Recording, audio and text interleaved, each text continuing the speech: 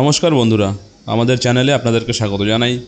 যারা চ্যানেলটিকে প্রথমবার দেখছেন তারা অবশ্যই চ্যানেলটি সাবস্ক্রাইব করে নেবেন এবং বেল আইকনটি দাবিয়ে দেবেন, যাতে চ্যানেলে দেওয়া সকল ভিডিওর প্রথম নোটিফিকেশান আপনাদের কাছে পৌঁছে যায়।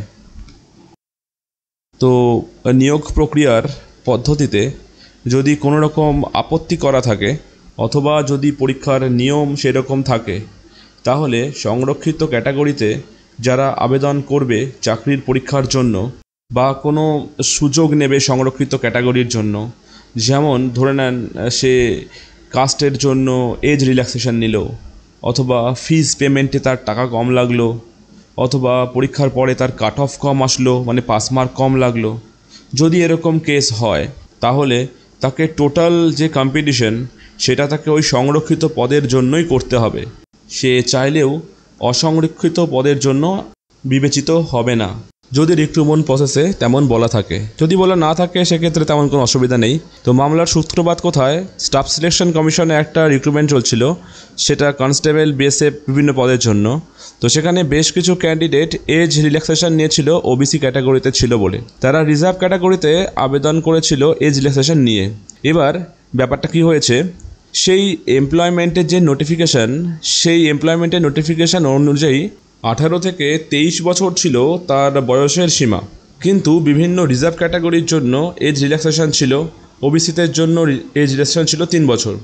তো বেশ কিছু ক্যান্ডিডেট সেই এজ রিল্যাক্সেশন নিয়ে আবেদন করেছিল, মানে সংরক্ষিত পদের যে সুযোগ সুবিধা তার মধ্যে একটি তারা গ্রহণ করেছিল, বয়সের ছাড়।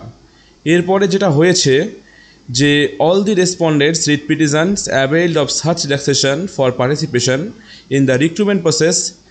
তারা কি করেছিল, তারা তো ধরুন ওবিসি থেকে বলেছে, তো unsuccessful as they had score lower than the last selected candidate in the OBC category for various department. অর্থাৎ বিভিন্ন পদের জন্য যে তারা আবেদন করেছিল ওবিসি ক্যাটাগরির বয়সের ছাড় নিয়ে, কিন্তু ওবিসি ক্যাটাগরিতে লাস্ট যে র্যাঙ্ক হয়েছে তার যা মার্কস, সেই মার্কসের থেকে এদের প্রত্যেকের মার্কস কম ছিল। কিন্তু মজার ব্যাপারটা হলো যে তাদের যে মার্কস সেটা কিন্তু লাস্ট সিলেক্টেড ক্যান্ডিডেট আনরিজার্ভড ক্যাটাগরির চেয়ে হায়ার ছিল, যে কারণের জন্য তারা ক্লেম করেছিল যে তারা যেন আনরিজার্ভড ক্যাটাগরিতে গিয়ে চেঞ্জ করতে পারে নিজেকে, গিয়ে ওই পদে যেন ওরা চাকরি পায়। এবং ওদেরকে ওখানে চাকরিও দেওয়া হয়েছিল কলকাতা হাইকোর্টের রায় ওয়াইজ, ঠিক আছে। কিন্তু ইউনিয়ন অফ ইন্ডিয়া তাদের এই প্রেয়ারটাকে অপোজ করে এবং তাদের বক্তব্য, petitioners had applied in the OBC category after availing age relaxation and under such circumstances cannot be considered eligible for appointment in unreserved category. এইটা হচ্ছে ইউনিয়ন অফ ইন্ডিয়ার মেন যুক্তি, যে যেহেতু তারা সংরক্ষিত পদের সুযোগ নিয়েছে এজ রিল্যাক্সেশনের মাধ্যমে, তাই তাদেরকে আনরিজার্ভড ক্যাটাগরিতে কোনো রকমভাবে নিয়োগ করা যাবে না। এবং এখানে জিতেন্দ্র কুমার সিংয়ের একটি মামলা নিয়ে, এছাড়াও আরও অন্যান্য অনেক মামলা নিয়ে আলোচনা হয়েছে। ফাইনালি 9 তারিখে এই মামলার রায় দেয়। On an analysis of the aforecited cases we সামারাইজেস।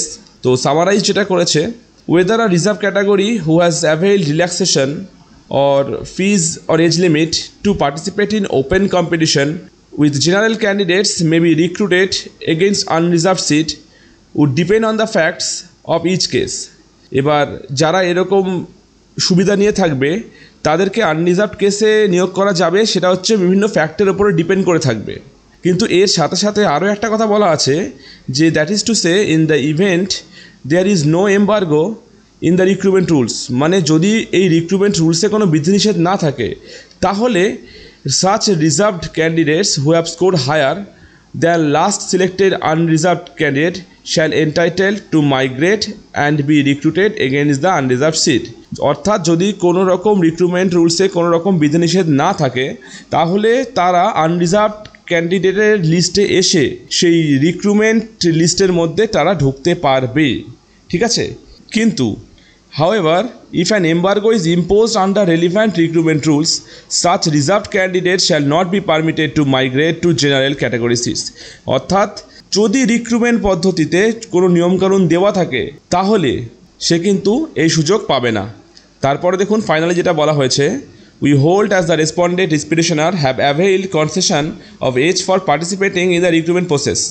মানছে সুপ্রিম কোর্ট যে যারা আবেদন করেছে তারা বয়সের ছাড় নিয়েছিল, এবং হাইকোর্ট যে ভুলটা করেছে in the teeth of office memorandum 17998 মানে স্টাফ সিলেকশন কমিশনের যে বিজ্ঞপ্তিকে ভায়োলেট করেছে, যেটা জিতেন্দ্র কুমারের মামলা বারবারে বলা হচ্ছে, যেটা এই মামলাটায় যে ভুল অ্যাপ্লাই করেছিল তারা হাইকোর্টে, আর হাইকোর্ট তাদেরকে পারমিট দিয়েছিল এই ওদের আনরিজার্ভড ক্যাটাগরিতে অ্যাপয়েন্টমেন্টের জন্য, এবং সেই হাইকোর্টের নির্দেশকে consequently we set aside the common impugned judgment, মানে হাইকোর্টের সেই নির্দেশকে খারিজ বলে ঘোষণা করলো সুপ্রিম কোর্ট। এই বিচারটা দিয়েছেন অনারেবল জাস্টিস সূর্যকান্ত মিশ্রা এবং অনারেবল জাস্টিস জয়মাল্য বাগচি। এটা 9 তারিখের ঘটনা একটা। দেখুন, এখান থেকে কিন্তু একটা জিনিস ক্লিয়ার, যদি রিক্রুটমেন্ট রুলে সেরকম করে বলা থাকে, তাহলে কিন্তু রিজার্ভ ক্যান্ডিডেটের কোনো সুযোগ কেউ যদি নিয়ে থাকে, সে যে কোনো সুযোগ হোক, তাহলে সে কিন্তু কোনোভাবে আনরিজার্ভ ক্যান্ডিডেটের কোনো কম্পিটিশন করতে পারবে না। তাকে ওর যে রিজার্ভ ক্যাটাগরি তার মধ্যেই তাকে থাকতে হবে, মানে ওবিসি হলে তাকে ওবিসি থাকতে হবে, এসসি হলে এসটিতে, এসটি হলে এসটিতে, সে ইচ্ছা করলেও জেনারেলে ঢুকতে পারবে না। আজকে খবরটি এই পর্যন্ত ছিল। ধন্যবাদ।